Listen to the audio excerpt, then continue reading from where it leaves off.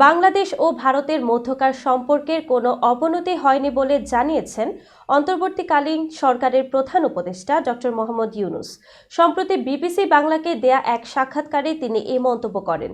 সাক্ষাৎকারে বিবিসি বাংলার সম্পাদক মীর সাব্বির প্রধান উপদেষ্টাকে প্রশ্ন করেন, গণ অভ্যুত্থানের পর থেকে বাংলাদেশের সঙ্গে ভারতের সম্পর্কের অবনতি হয়েছে বলে অনেকে মনে করছেন।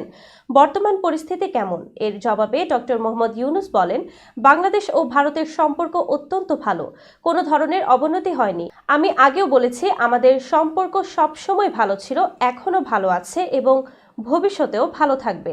তিনি আরও বলেন, বাংলাদেশ ভারত সম্পর্ক ঘনিষ্ঠ ও পারস্পরিক নির্ভরশীল। ঐতিহাসিক, রাজনৈতিক ও অর্থনৈতিক দিক থেকে দুই দেশের সম্পর্ক খুবই গুরুত্বপূর্ণ।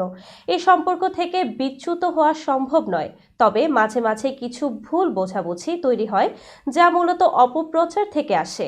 এসব অপপ্রচারের ফলে সাময়িক মেঘ দেখা গেলেও মূল সম্পর্কের কোনো ক্ষতি হয়নি। অন্য এক প্রশ্নের জবাবে প্রধান উপদেষ্টা বলেন, ভারত সরকারের সঙ্গে আমাদের নিয়মিত যোগাযোগ হচ্ছে। তাদের প্রতিনিধিরা বাংলাদেশে আসছেন, আমাদের প্রতিনিধিরাও ভারতে যাচ্ছেন। এর মধ্যে প্রধানমন্ত্রী নরেন্দ্র মোদীর সঙ্গে আমার আলোচনাও হয়েছে।